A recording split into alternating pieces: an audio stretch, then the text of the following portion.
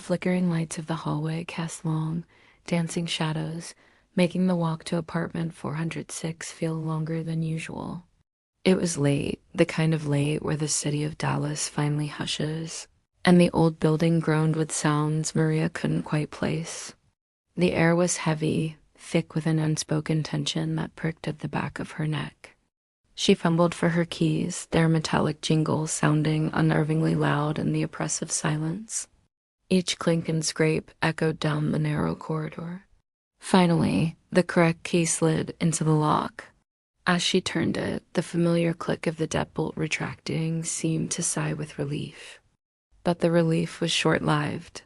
A sudden cold spot formed behind her, a pocket of icy air that had no business being there. The hairs on her arms stood on end. She froze, her hand still on the doorknob, every instinct screaming at her not to turn around. The faint, rhythmic dripping from a leaky pipe down the hall was no longer the only sound. There was something else now. A soft, almost imperceptible shift of weight, a presence.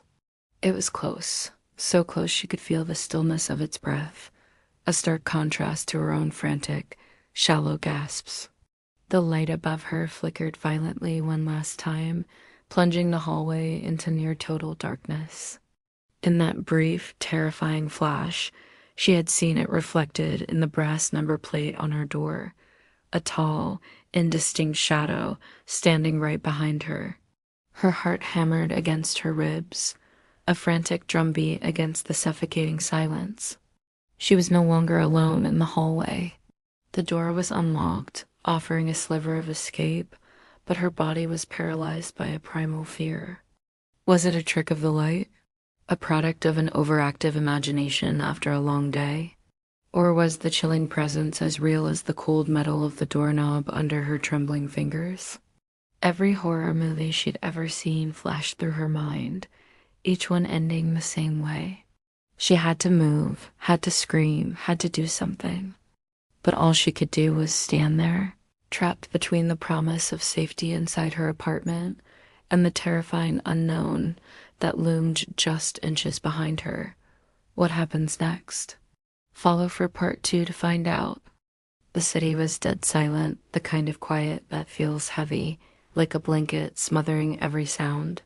I woke up for no reason, my eyes adjusting to the thick darkness of my bedroom. You know that feeling when you're not quite sure if you're dreaming or awake? That's where I was, floating in that weird in-between space. My heart was doing this strange, slow drumbeat in my chest. Everything felt off.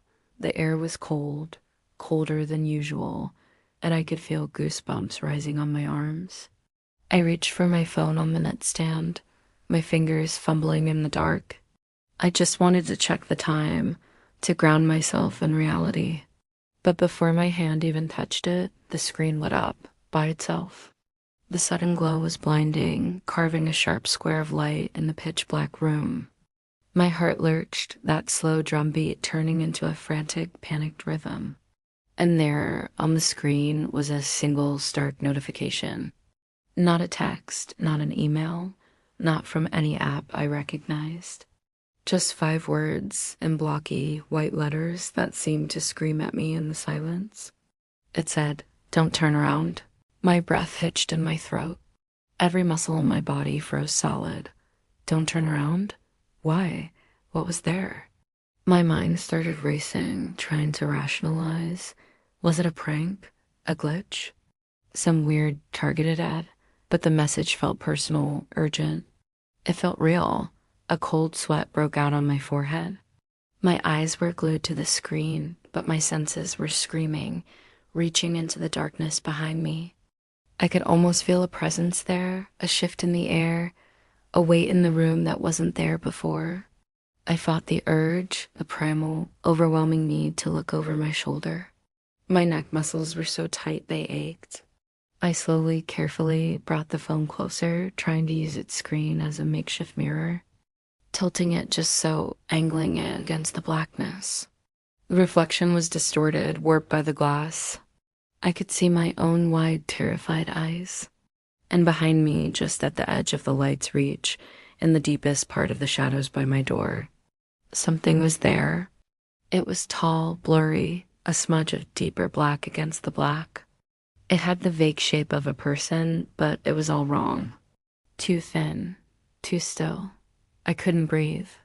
The phone in my hand started to vibrate, a low, angry buzz. Another message was coming through. My hand was shaking so badly I almost dropped it. I stared, paralyzed, as the new text appeared right below the first. It said, "I told you not to look." It's 3:07 in the morning. Maria stands in the center of her bedroom, but it's not her room anymore. The familiar, comforting space has twisted into a nightmare. She can't move, can't scream, can only watch in abject terror as the walls around her begin to breathe. Yes, breathe. They pulse slowly, rhythmically, like the soft, fleshy interior of some colossal, living creature. Inhale, the room expands, stretching the floral wallpaper into grotesque shapes. Exhale, the room contracts, pressing in on her, making the air thick and heavy. Her eyes dart upwards.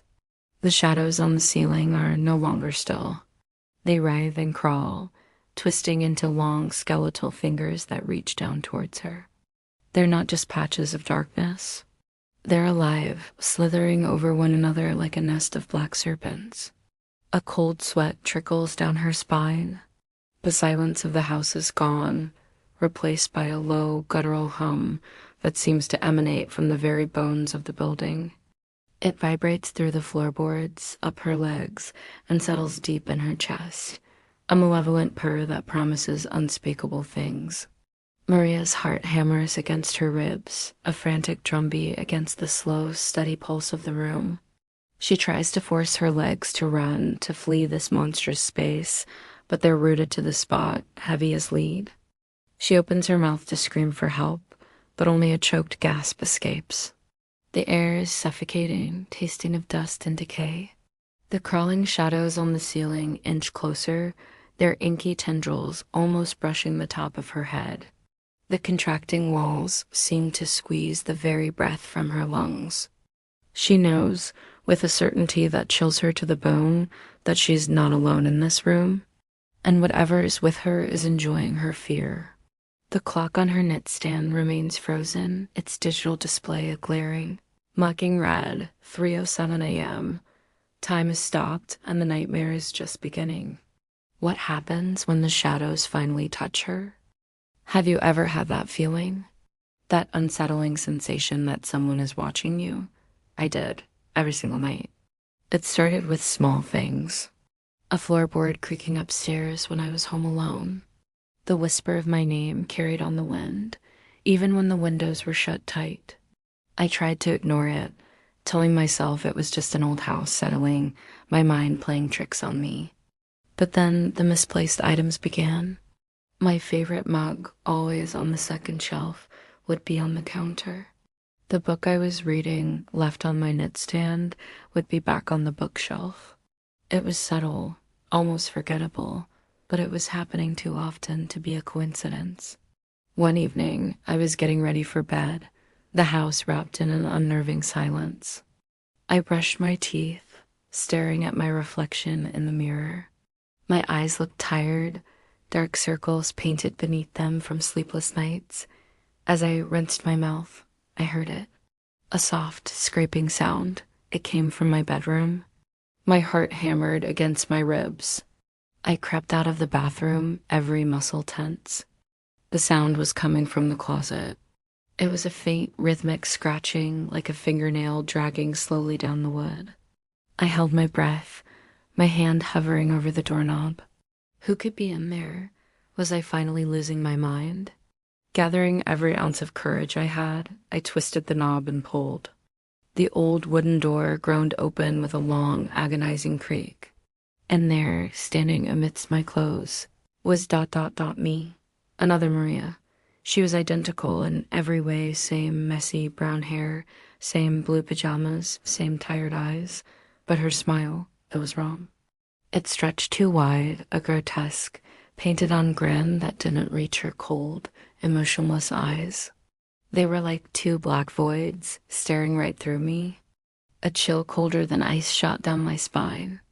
Before I could scream, she slowly raised a single slender finger to her impossibly wide lips. She whispered, her voice a perfect mimic of my own, yet completely devoid of life. And in that moment, I understood. The creaks, the whispers, the moved objects.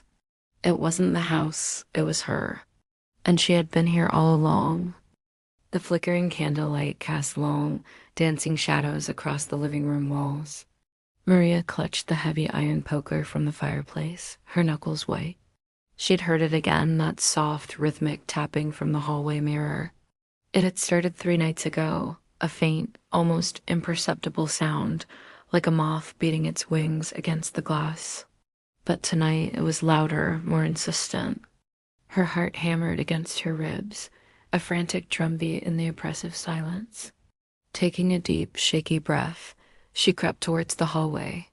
The antique mirror, a family heirloom, gleamed in the dim light. Its ornate, gilded frame seemed to writhe like a nest of golden snakes. As she drew closer, a shape began to resolve within its depths, coalescing from the silvery shadows. It was her. A perfect reflection, but for one chilling detail, the eyes. They were wide, unblinking, and filled with a terrifying, vacant hunger. Maria froze, her breath catching in her throat. The reflection smiled, a slow, cruel stretching of lips that didn't reach its eyes. Then, with a sickening, liquid ripple, it stepped out of the mirror.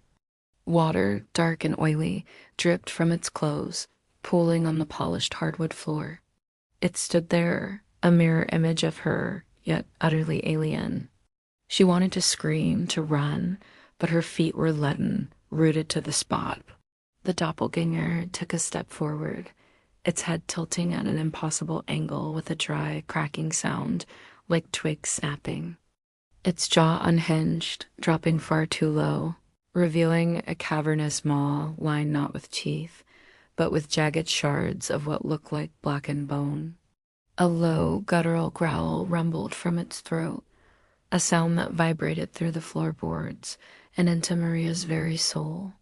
Maria finally found her voice, a choked gasp escaping her lips as she stumbled backward, her back hitting the cold, unforgiving wall. The creature's fingers began to change, elongating with a series of wet, popping noises. The skin peeled back, revealing glistening, needle-sharp claws of bone that scraped against the floor, leaving deep gouges in the wood. It raised a hand, those horrifying talons reaching for her, its empty eyes fixed on her face. The last thing she saw before the darkness claimed her was her own twisted, smiling face leaning in for a final terrible embrace.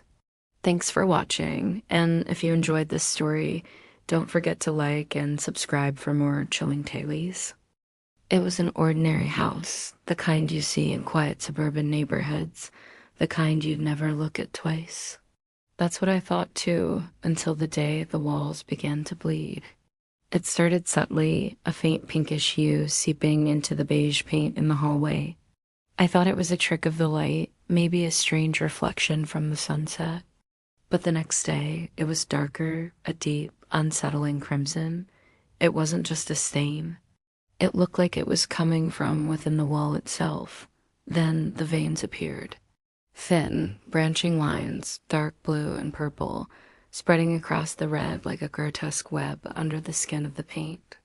They pulsed, a slow, rhythmic beat that I could almost feel vibrating through the floorboards. I touched the wall, my hand trembling. It was warm, almost feverish, and felt strangely soft, pliable like living tissue. Panic started to claw at my throat. Was I losing my mind? Was this some kind of bizarre mold? I tried to scrape it, to paint over it, but the red just bled through again, darker and more insistent each time. The house felt alive, breathing around me, and its breath was cold and ancient. One night, I was jolted awake by a soft, scraping sound. I crept out into the hallway, my heart pounding in my ears. In the dim moonlight filtering through the window, I saw it. The wall was no longer flat. A shape was pushing from behind the surface. It was the unmistakable outline of a hand, fingers splayed, palm pressed desperately against the thin layer of plaster and paint. Then another appeared beside it, and another, and another. Soon, the entire hallway was a writhing canvas of hands, hundreds of them pushing, stretching the walls as if they were thin rubber membranes. I could see the distinct shapes of knuckles, the lines on their palms, the desperation in their silent struggle. They weren't trying to get in, they were trying to get out. They were souls, trapped within the very bones of the house, their silent screams echoing in the grotesque ballet of their imprisoned hands. I could feel their collective despair, a crushing weight in the air. This house wasn't just haunted, it was a tomb, and I was living inside it. I backed away slowly, never taking my eyes off the writhing wall, the cold realization dawning on me.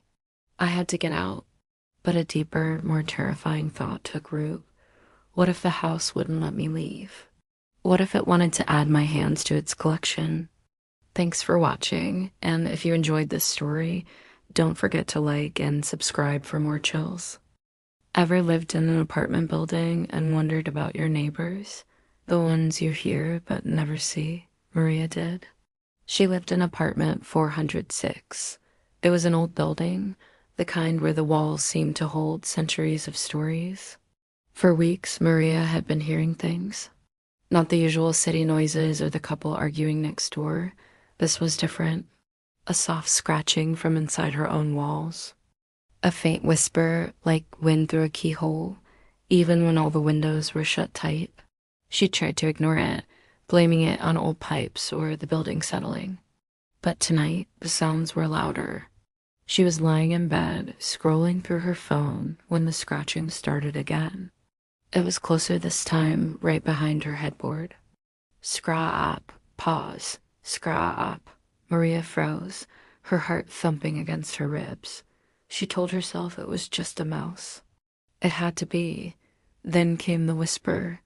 It wasn't like wind anymore. It was a voice, raspy and dry, slithering out from the plaster. It said her name, Maria. A cold dread washed over her. She threw back the covers, ready to run, but she couldn't move. It felt like 1,000 pounds of pressure were pinning her to the mattress. An invisible force held her limbs, her chest, her head. Panic clawed at her throat, but she couldn't even scream. Her eyes darted around the moonlit room, searching for an intruder, but she was alone. The scratching stopped.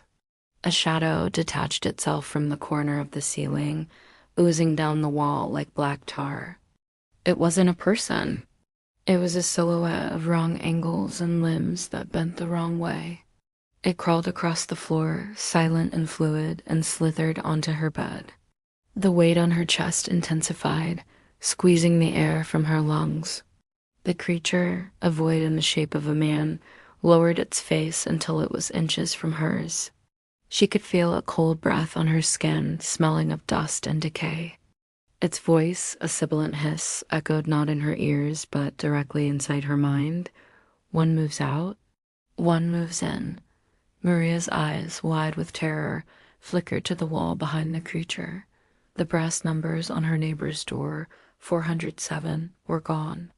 In their place, on her own wall, a dark, wet stain was seeping through the paint. It slowly formed a number 4-0, and then a 7 dripped into existence like blood. She was no longer in 406. The thing on her chest smiled, a gash of emptiness in the dark. It had moved in. Thanks for watching. If you like stories that make you check your locks, hit that subscribe button. See you next time. Have you ever felt like you're just a ghost in your own life? Floating through the days, unseen, unheard, just a silent observer while the world moves on without you. It's a strange feeling, isn't it? Like you're trapped behind a thin veil, able to see everything but touch nothing. This is Maria's story, or at least what's left of it. Her life wasn't a grand drama or an epic adventure. It was a quiet collection of moments, like faded photographs in a forgotten album. A cup of tea in the morning, the hum of the city outside her window, the faint scent of rain on the pavement. Small, simple things. But somewhere along the line, the volume of her life was turned down so low that it became silent. She used to dream of leaving her mark, of painting vibrant colors on the canvas of the world. But fear, like a slow-growing vine, wrapped around her ambitions, pulling them down until they were just whispers in the back of her mind. She became an expert at blending in, at being the person who was always there but never really noticed. Her opinions softened to agreements. Her desires faded into a polite, it doesn't matter, and her presence became as unobtrusive as a shadow. She thought being invisible was a form of safety, a shield against judgment and failure.